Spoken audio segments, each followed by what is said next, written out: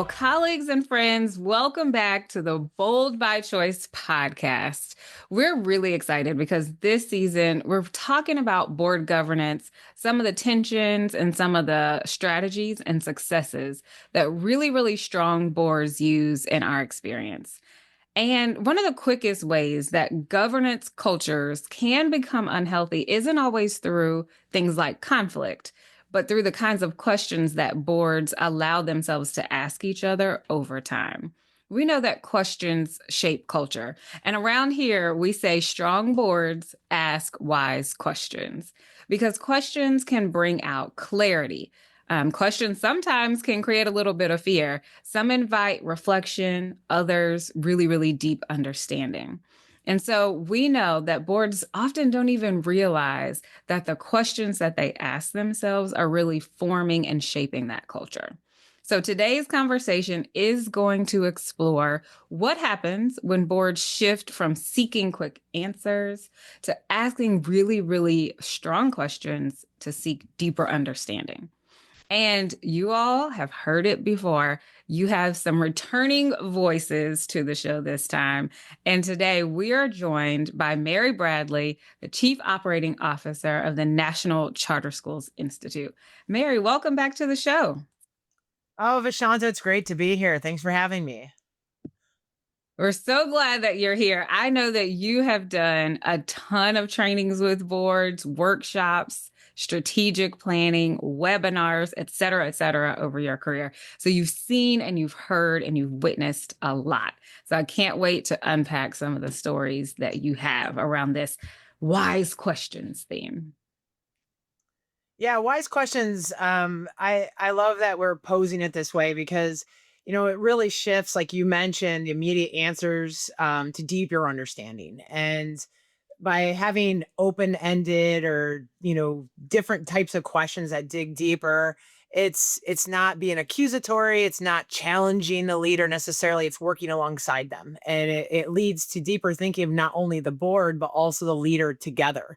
And I think that's what's going to really be helpful as boards move forward is it sparks that reflection. It could reveal blind spots and really fosters that genuine connection between the board and the leader as well. All right. So before we jump right in, we have used this kind of theme around wise questions for a while here at the Institute. Jim, I'm going to come to you and help us unpack this. What do we mean when we say strong boards ask wise questions? But in education, we say all questions are good ones, except in the boardroom, because a wise question actually seeks to understand. It does not create defensiveness, and it helps lead you to solutions. Absolutely. And for those of you in the audience thinking, like, what are these wise questions? I encourage you to head over to our website. We have several different documents with different types of wise questions on there. So those will be in the show notes. So, Miriam, will come to you. I'd love to hear if you could share with us a story or an example where you've worked with a board and they were either asking really great wise questions and the result of that, or they weren't, and you had to work with them to come up with wise questions to shift that culture. Yeah, two things mainly come to mind for me when I've observed boards or worked with boards, and those generally typically go around finance and academics, right? And in finance, every board receives a proposed budget and they review. And some of the questions that I've heard that sometimes aren't as wise or curious, are the ones that just kind of gloss over and say what's different than last year's budget, right? And that question's not a terrible question, but it doesn't get into like the heart of it. Usually the wisest question I hear when a board is presented with something like the budget or a financial document is, how does this align to our mission or goals? And that can spark a lot of different conversations. And some leaders will be thrown off because they're ready to just dig into the numbers. And what this does is bring everybody back up and make sure that there's an aligned budget with what the whole school is trying to accomplish. And so just asking that broader, high level question will probably answer 6 or 7 other questions that they had planned to ask. And Mhm. so it brings everybody back up. It also stresses the importance across the organization is that we're not just doing this to spend money or just to have students in a classroom. We're doing this as for a purpose. And everything we do, whether it's spending or money we're receiving, is going to go to that purpose. And so that's one of the best ones. And then also usually what that leads into is making sure everybody has clear priorities. And that's going to be a really good thing to stay at that high level focus. The next deep dive questions I typically hear from strong boards is, they get into the details, they start to understand something like the budget, and they may say like, how are these assumptions built? Mhm. And that's a curious question. It's not a question that's jumping to a conclusion, but they start to ask about assumptions. And then how sure are we that these are correct? And that's another one, whether it's money Mhm. coming in based on enrollments and enrollment projections, or also like the expenses are going to happen. And so I think that's a really good, those questions start to get a little bit deeper. And then also, let's say they've had enrollment issues for the past few years and haven't met the mark. Really understanding like how's this year different, or what is this, are these assumptions based on data and information that we have. So Mhm. that's just a financial example of understanding how it's a budget may be aligned with higher level organizational priorities and the mission, but then getting into some of the details about assumptions and what to help the board really understand not just the numbers, but how they were come about and how confident they can feel throughout the year. Mhm. Vashaunta, there was gold in that for our audience because what she described are, Covey's 7 habits. She described seek to understand before being understood. And she described how a wise question leads to other questions and it builds. Mhm. And what's it building toward? Deeper understanding. But also think about the public context. Helps people understand why. Where are we going? How are we getting there? Right. And so it elicits that type of conversation out loud and thinking that helps you feel confident, assuming you're getting the right answers. The second habit it does is it keeps the main thing, right? By staying focused on purpose, what are we trying to accomplish, versus being all over the board. But when you keep the focus, the main thing, it helps you get to a better result. Yeah, and I think the practical side of this and practice that I'm hearing Mary talk about is if you take the budget, right? You're a board member, you get your packet, it's board decision making time around the budgets. And so you're looking at this whole picture, right? These are all of the expenses, these are all of the things that we have to pay for, and it's kind of a lot to take in. And I know in my experience, that first reaction is almost an interrogation. What are all these line items trying to tell me? And I think what Mary is saying, like, there's a space for that, right? Like, you've got to do that homework when you receive your board packet. You can even go to the finance committee meeting and do that interrogative piece. But then once that's done, I like this other step about exploring curiosity. And so once you have an understanding of how the budget is put together, let's go back and say, well, how is this related to our charter goals? How is this related to our mission, right? How is this related to our overall purpose? And I love pulling that out because there's a practicality in both of those. And even the questions that I ask myself as a board member as I'm working through my board packet and understanding what our budget is like. You know, Yeah. Vishanta, Vishanta, one of the things that's key is a lot of board members I work with say things like, I'm not an accountant, I'm not a financial person, I'm not sure what to do with the budget and the accounting. And I say, that's perfect because one of the questions you can ask is, are we putting our money where our mouth is? Translated, we've got these promises in a charter contract, promises in our marketing, promise to our students, promises to their family and our team that work to deliver that education. Are we funding it? You don't have to be an accountant to answer that question. Yeah, and beyond like finance, academics, boards typically know we hope that they have a calendar of the annual, rhythm of the school year. And I'm even encouraging boards right now is like, when financial data is going to be coming out, when academic data is going to be coming out, that should be built in your board calendar of when you expect to review those things, but also start getting your wise questions down right now. There's going to be Mhm. other questions that come up based on what you see, but there's some things you can anticipate as well. And like, what mindset should you be in different times of the month than just waiting to get information? With Mhm. academic data, a lot of it, some of the most effective boards that we see they're reviewing the data, but they're asking questions like, what do, I always like when they start with like, what's the stuff that's been really great? Let's celebrate some data Mhm. here. And then also like, what do we believe led to these improvements? What do we believe, was a reason why we moved the needle? And that starts to open up a bigger conversation. And same with the declines. If you see data has declined or the trajectory is not where you want it to go, is even just asking those questions about, what do you believe led to this, but what's the next steps? And I think that can Mhm. lead to a lot of rich dialogue to keep, and also keeps the board at the right level. So instead of digging into classroom based practice and every single grade level, the grade levels could tell you some indicators and some different things as a board, but really looking at those overall wins and those areas that Mhm. need attention, and just asking questions, especially of like, what are we doing this year, or what are we doing, Mhm. in this coming year, to address some of the numbers we may not have, appreciated seeing, and we'd like to see better. Absolutely. And I think that kind of leads itself a little bit into how boards and school leaders work really well together. One of the things I'm hearing about this is, uh, you know, 9 times out of 10, the school leader is putting a lot of this packet of information together because they have that data firsthand, especially when we talk about the academic performance. Um, and they went weigh in on the budget too. One of the things I've noticed is once we ask a certain amount of questions in a particular way, the school leader is starting to understand what we're going to look for. And she's adjusted the way that she presents information to us to fit that. And I actually think that's a really good outcome of asking strong, wise questions because it kind of helps the whole group start to gel together.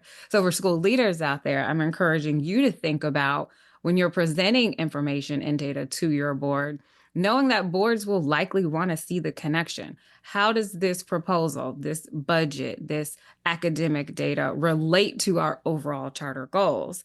And making sure that we keep that kind of mission alignment, even as we present information, I think is really helpful on the receiving end for board members. What do Sean, I I? want to give it. Oh, Vashaunta, I want to give another example for the non-accountant board members, right? So we all know that there are more schools competing for less kids today. So student enrollment is critical. And it's critical for your budget, for your funding, for your sustainability. Well, one of the key things to that budget is your assumptions, right?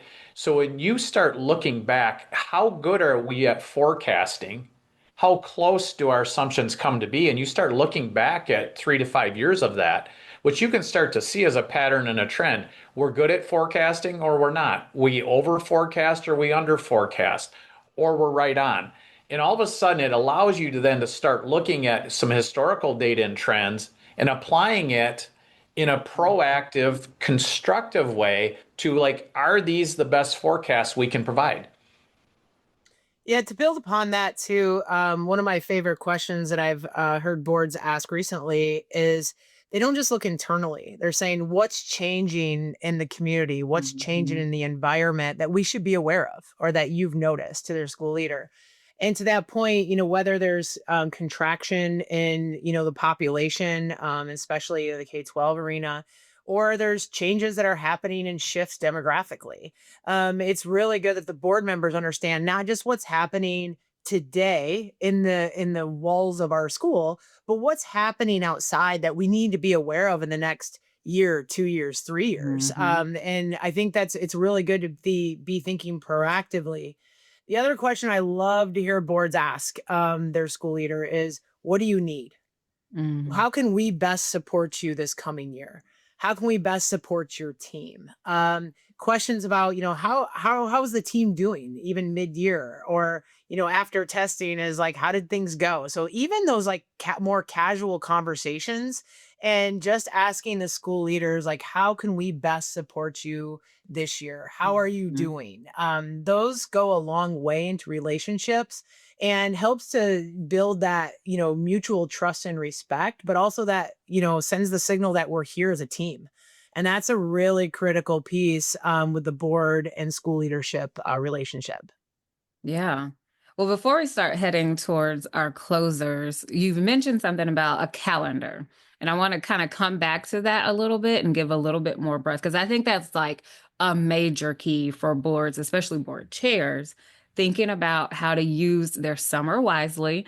My running joke has always been like July is kind of the lost month sometimes in K-12 education, because it's that moment where it's like the year has ended, our year-end data has come in. Everyone's going to pack in vacations, and then we're going to come back for in-service. But July can be really powerful for boards, or I'll say the summer, I'll extend that out.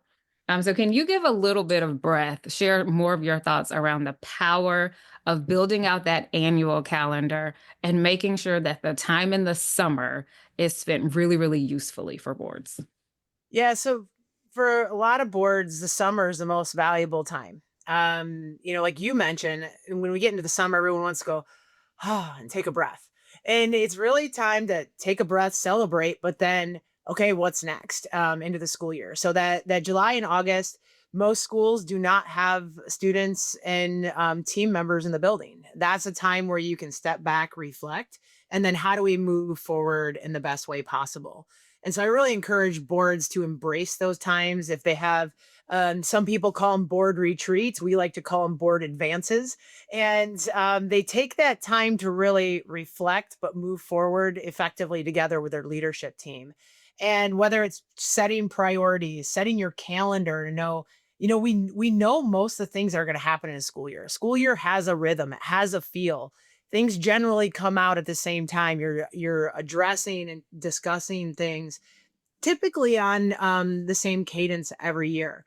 Is as far out as you can plan and think through what's going to be coming our way in September, October, the more you can handle the things that are unexpected. And so if Mhm. you have that good rhythm, you've worked with your leadership to understand, we have a mutual agreement on priorities. Let's talk about how we're going to receive information. What's the best way? Is there dashboards? Is there other information we can receive throughout this rhythm that will help us to make solid and great decisions? That will also help the board not to get into the operational weeds. Is what are the important things we need to do? What decisions do we need to make? And how do we make them most effectively? What information do we need? And the more you can do that before the school year starts, the better off everyone is, including the school leader, because there's a lot of Mhm. Mhm. expectations set. And like I said, those unexpected things can happen anytime in the school year, and you're more well prepared to be able to handle those um, compared to if you're not organized at all. And so Mhm. I really encourage, whether it's a board advance along with the leadership, setting your priorities, setting your calendar, your rhythm, your committee structure, making sure that's strong. That can really lead to an effective school year with the board and leadership working together. Vashanta, that's key for the audience too, because that's the difference between being proactive versus reactive. And that's what we find with boards that aren't effective. They're always in reactive mode, and what they discuss depends on what's on the agenda for the meeting. But what Mary's talking about is not just managing meetings, it's about having a strategic arc for the school That's year right. and for where you're going towards your purpose, towards your mission, towards your vision. How are you living out those values? And boards that do that, they don't see the summer as, hey, we're taking it off. They see it as a time to sharpen the saw. Absolutely. And we have a tool. I encourage boards, if you have not received yours, that you notify us. They'll be available in our store very soon. But we launched the Bold by Choice Bold Conversations card deck at this year's summit. And so we've been having a lot of fun with pulling one of those cards and grappling with a question each week. So I have a question for us to talk about today, and the category is bold leadership. So it says leaders challenge the process. They search for opportunities to change the status quo. Where are we protecting the status quo rather than creating space for new possibilities? And I'm posing that to all of us to ponder. Well, I wrote a whole essay called Why Kids Need a Movement, Not a Sector. And we adopt sector thinking, we get defensive and we're trying to protect what is. And that's why we're talking about being stewards of possibilities. We want boards to be forward thinking and looking at possibilities that they can help bring about for their students and for their team. Because what do great boards do? They help create the conditions where excellence can flourish. That's what we mean. Yeah, I love that one. Yeah, I think that's perfect. And, there could be some boards out there that have just always done it the way they've always done it. And they've received the same reports or they've looked at the same things. They've had the same conversations. They may have been on the board for 5, 10 years. And I think it's time to restep and reshape, even how we work within, the most impactful place that a board member can have is, working with their school leader and doing the service of a board. That's such a huge, powerful impact for a community. And so I would say, step back, relook, and say not just the status quo of education ecosystem, but what's been our status quo, and how do we break that loose and do something a little bit different?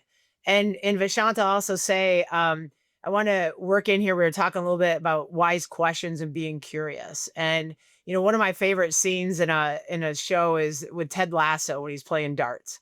And there was never asked, has he ever played darts before? And so, his opponent didn't really know because he wasn't curious about, who was in the room with him.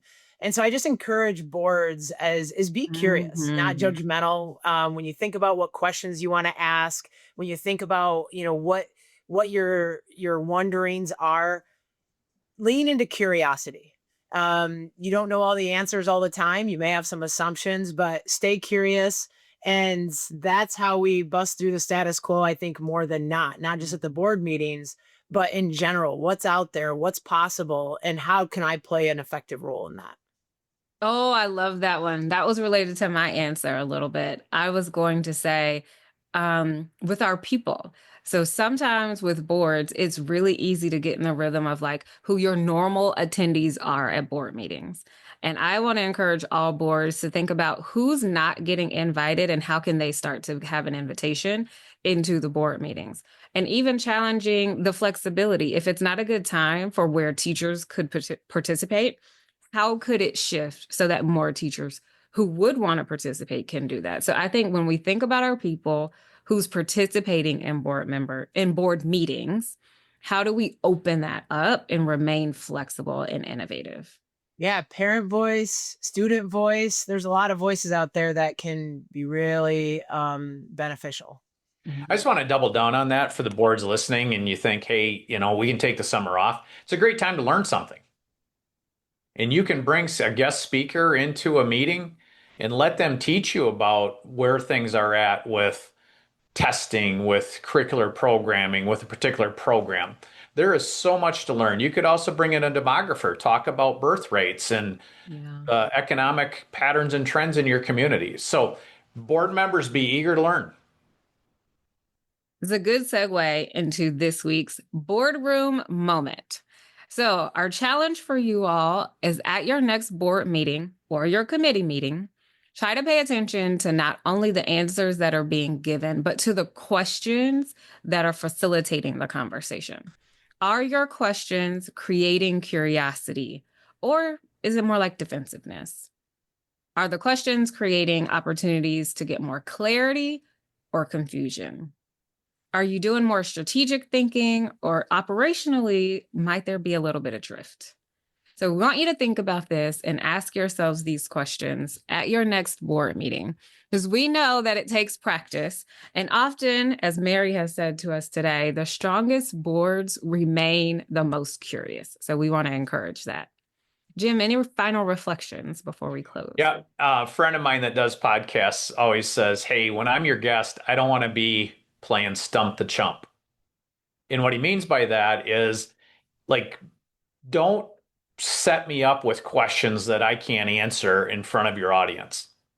I think that's Mhm. wise advice for boards because when your school leaders and management and principals are presenting to you, they don't want to be stump the chump in front of the board. And so, yes, you have to ask hard questions, wise questions, but you also can discern between what's a fact question, where you're just searching for a fact, versus one of these wise questions that's a conversation starter that builds. And I think that that's also on the leadership team. How do you frame things up? How do you present boards with information? How do you prepare that environment? Because remember, our theme is governance is broader than the board. The board votes and makes decisions, but governance is leadership, and everybody has a role in that. Well, Mary, thank you so much for being back here with us. It was so great to have your voice join us. And to our listeners, thank you for sticking with us for this episode of Bold by Choice. We're going to continue to explore different tips and tricks and even tensions that sometimes pop up around board governance. Well, we'll be back same time, same station next week. And until then, stay bold.